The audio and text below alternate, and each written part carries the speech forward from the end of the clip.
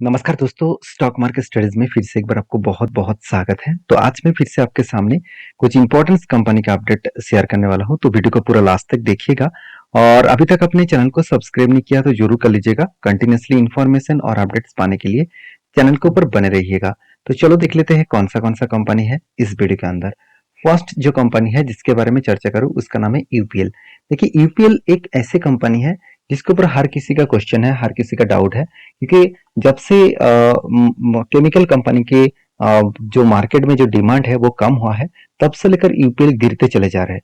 आज यूपीएल का हालत देखेंगे तो इसका हाई था 760 के आसपास, और जो लो कंपनी ने किया 448 के आसपास। एक्चुअली फिगर आउट 52 वीक का है, तो एक्चुअली फिगर आउट देखा जाए तो इससे भी बहुत खराब है।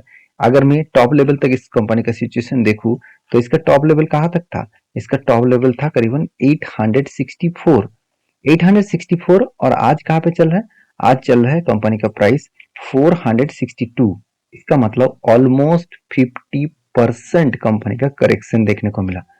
तो जो लोग सोच रहे हैं कि कंपनी 50% गिर चुके हैं तो कंपनी बेकार हो चुके हैं, तो उसके लिए मैं एक चीज बता दूं कि केमिकल कंपनीज के अगर मैं बात करूं तो कंपनी के जो पेयर कंपनी है, मतलब इस सेक्टर के बाकी कंपनीज के हालत अगर देखेंगे तो कंपनी के देखिए प्रॉफिट जो ग्रोथ है, सिर्फ पीआई इंडस्ट्रीज का प्रॉफिट ग्रोथ ठीक है, बाकी सारे कंपनीज के प्रॉफिट में कोई भी प्रॉफिट नहीं किया, कंटिन्यूसली लॉस किया क्वार्टरली। और अगर मैं सेल्स का ग्रोथ दिखा दूं तो सेल्स में पीआई इंडस्ट्रीज का सेल्स ठीक है, बाकी सारे कंपनीज का सेल्स ग्रोथ नेगेटिव है। इसका मतलब क्या है? और एक मजेदार बात आपको बता दूं, टोटल जो इस फील्ड का मतलब ईपीएल जो कंपनी है वो कौन सा सेक्टर में है? एग्रो केमिकल्स और पेस्टिसाइड इंडस्ट्रीज के ऊपर। और पेस्टिसाइड इंडस्ट्रीज में टोटल 19 कंपनी है, और 19 कंपनी का जो एवरेज है, एवरेज का अगर सेल्स ग्रोथ देखेंगे तो 39% सेल्स नेगेटिव है, सॉरी प्रॉफिट नेगेटिव है, और सेल्स 19% के आसपास नेगेटिव है। तो पूरा सेक्टर का ही हालत खराब है। तो आप लोग जो सोच रहे हैं कि ईपीएल में अंदर ही कुछ गड़बड़ी है तो इसलिए गिर रहा है, बिल्कुल नहीं। ईपीएल के अंदर कुछ गड़बड़ी नहीं है, एक्चुअली गड़बड़ी कुछ अलग जगह पे है, कंपनी के बिजनेस में है, कंपनी के कुछ प्रॉब्लम्स जो है वो टोटल सेक्टर में है, तो इसलिए यूपीएल गिरते चले जा रहे हैं। तो जो लोग सोच रहे हैं कि यूपीएल बेकार कंपनी है, तो उसके लिए बता दूं यूपीएल कोई बेकार कंपनी नहीं है, क्योंकि इंडिया के नंबर 1 कंपनी था, आज सेकंड पोजीशन में इसीलिए आ चुके हैं क्योंकि पीआई इंडस्ट्रीज उस जगह पे रिकवरी किया है। पीआई इंडस्ट्रीज पॉजिटिव में है तो इसलिए वो रिकवरी कर चुके हैं। तो यहाँ पे क्वेश्चन आएगा, क्या सर तो इस टाइम में क्या आप इस कंपनी के ऊपर इन्वेस्टमेंट कर रहा है, क्या ट्रेडिंग कर रहा है? देखिए मैं एक लेवल मार्किंग करके रखा हूँ, उस लेवल में जब भी टच करेंगे तो मैं एंट्री लूंगा। वो लेवल कौन सा है? वो लेवल है 416। अभी अभी 416 में मैं क्यों एंट्री लूंगा? उसके पीछे मेरा एक रीजन है। वो रीजन, पहली बात, कंपनी का देखिए ध्यान से इस चीजों को देखना, कुछ नया जानने का मौका मिलेगा। देखिए कंपनी क्या किया यहाँ पे कोविड के टाइम में, जिस तरीके से क्रैश हुआ, यहाँ पे स्ट्रांगली क्या बनाया? सपोर्ट। उसके बाद देखिए ऊपर तो गया, उसके बाद नीचे आने के बाद यहाँ पे कंपनी कुछ टाइम होल्ड किया, तो ये बन गया क्या? कंपनी के लिए एक सपोर्ट। तो ये जो सपोर्ट है, ये सपोर्ट प्रीवियस एक सपोर्ट के नजदीक थे, मतलब यहाँ पे जो ऊपर ब्रेक किया था, नीचे जब आया यहाँ पे क्यों रुका? इसके पीछे प्रीवियस एक सपोर्ट था, मतलब इसी सपोर्ट के बाद देखिए बिग जंप हुआ, उसीलिए इसी सपोर्ट के बाद कंपनी ने क्या किया? बिग जंप किया।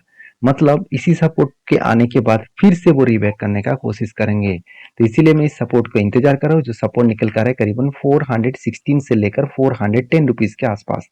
तो देखिए एक रेंज है, पूरा के पूरा 416 को टच करके ही वापस जाएगा, उससे नीचे नहीं जाएगा, इसे कहना गलत होगा, क्योंकि एक लेवल हमेशा आप लोगों को देखकर काम करना पड़ेगा। अभी अभी अभी देखिए कंपनी जिस तरीके से करेक्शन हो रहा है, बहुत सारे लोगों को ये लग रहा है कि बीच बीच में ग्रीन कैंडल हो रहा है, इसका मतलब बाउंस बैक करेंगे, बिल्कुल नहीं।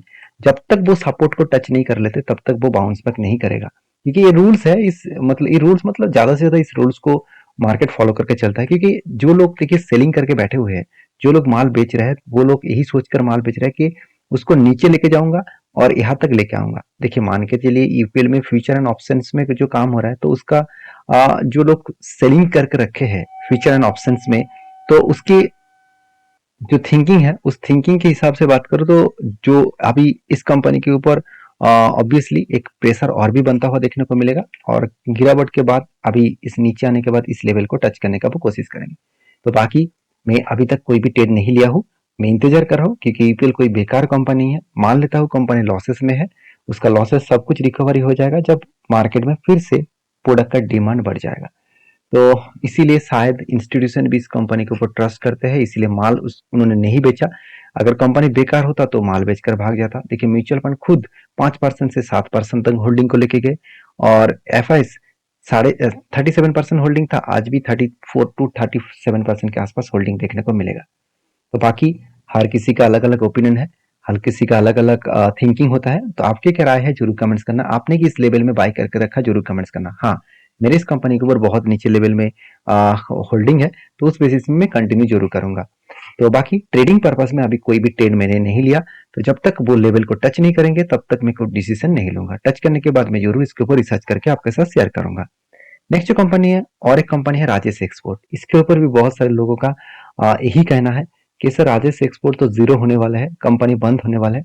इसके लिए मैं एक चीज आपको बता दूं, इंडिया के जितने सारे ज्वेलरी मेकिंग कंपनी है उनमें से थर्ड रैंकिंग में है Rajesh export. Actually company second position में था।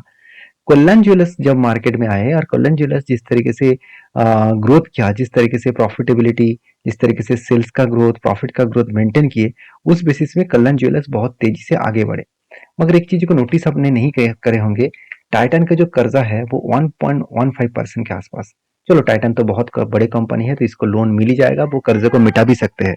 अगर कल्याण ज्वेलर्स के बारे में बात करें तो कल्याण ज्वेलर्स का भी देखिए जो कर्जा है वो 0.50 के ऊपर है। मगर राजेश एक्सपोर्ट देखिए, इतना छोटा कंपनी होने के बाद भी, इतना खराब परफॉर्मेंस करने के बाद भी कंपनी कोई लोन नहीं लिया। बिजनेस के ऊपर लोन इसीलिए नहीं लिया गया क्योंकि कंपनी के पास 30% मार्केट शेयर है, और वो भी किसके ऊपर, गोल्ड माइनिंग के ऊपर। गोल्ड माइनिंग जो है उसके ऊपर 30% मार्केट शेयर है। तो जो लोग सोच रहे हैं कि राजेश एक्सपोर्ट बेकार कंपनी है, उसके लिए मैं बता दूं कि आपको थिंकिंग थोड़ा सा चेंज करना पड़ेगा, तभी आपको कुछ अच्छा दिखेगा। हाँ, अभी फिलहाल की जो सिचुएशन है उस सिचुएशन में कंपनी खराब है, मैं मान ही लेता हूँ।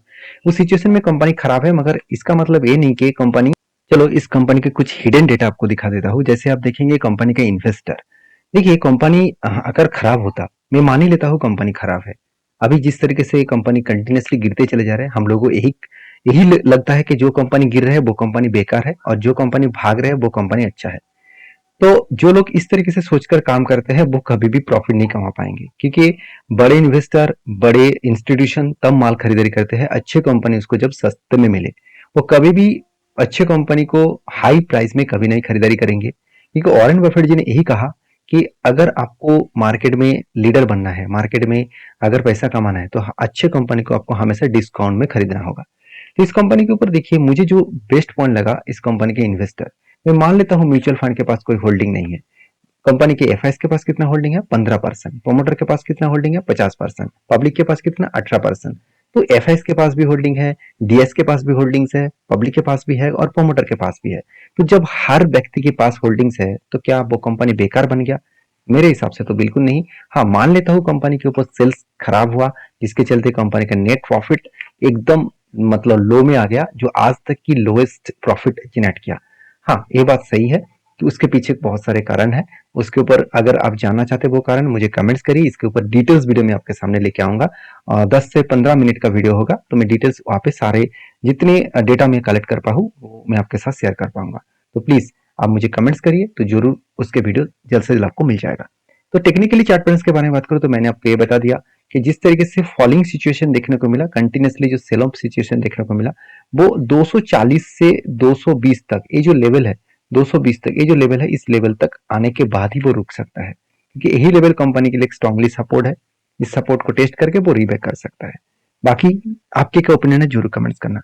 नेक्स्ट जो कंपनी उसका नाम है एफएल इंडिया लिमिटेड, जो मेरे हिसाब से एक बेस्ट कंपनी है। क्योंकि मैं बेस्ट इसलिए बोल रहा हूँ क्योंकि इस कंपनी के ऊपर जब मैं सेल्स का डेटा देखता हूँ, मैं हमेशा चौंक जाता हूँ कि कंपनी किस लेवल में, मैनेजमेंट किस तरीके से इस कंपनी को मैनेज करते होंगे, क्योंकि इतने शानदार तरीके से कंपनी सेल्स को मेंटेन किया, एक्सपेंस को कंट्रोल किया, और नेट प्रॉफिट भी देखिए 31 करोड़ से 62 करोड़, 69 करोड़ और 77 करोड़। तो एक अलग लेवल का कंपनी का प्रॉफिटेबिलिटी ग्रोथ देखने को मिले। जब इतनी सारे डेटा पॉजिटिव है, इतनी सारे डेटा अच्छा खासा देखने को मिले, क्या वो कंपनी बेकार बन गया? क्या वो कंपनी बेकार बन सकता है? देखिए मुझे तो नहीं लग रहा है। और साथ ही साथ आपको एक चीज और भी बता दूं, जो बैलेंस शीट है वहां पे आप एक चीज नोटिस करेंगे, जो कंपनी के जो बोरिंग्स है वो मान लेता हूँ पहले जीरो था, आज 228 करोड़ के आसपास हो चुके हैं। तो वो कर्जे को वो इजीली मिटा सकते हैं, क्योंकि कंपनी के हाथ में कितना कैश है, 4 500 करोड़ के आसपास, तो इजीली वो कर्जे को मिटा सकते हैं। तो इसमें चिंता करने का कोई जरूरत नहीं है एफएल इंडिया के ऊपर।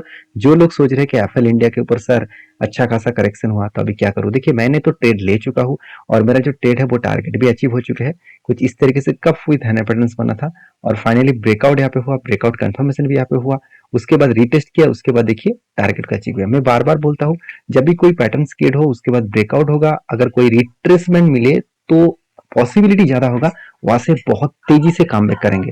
तो शानदार तरीके से यहाँ पे काम बैक किया और टारगेट को भी अचीव किया। तो यहाँ पे शोल्डर, यहाँ पे क्या बना था, शोल्डर कम हेड कम शोल्डर बना।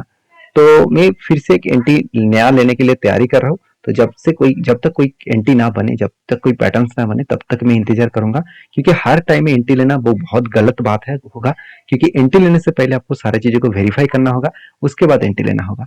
तो बाकी आप किस तरीके से सोचते हैं जरूर कमेंट्स करना, क्योंकि मेरी तरफ से सारे data as a education purpose में आपके साथ शेयर करता हूँ। मैं आज तक किसी को टिप्स नहीं दिया और कभी भी दूंगा भी नहीं।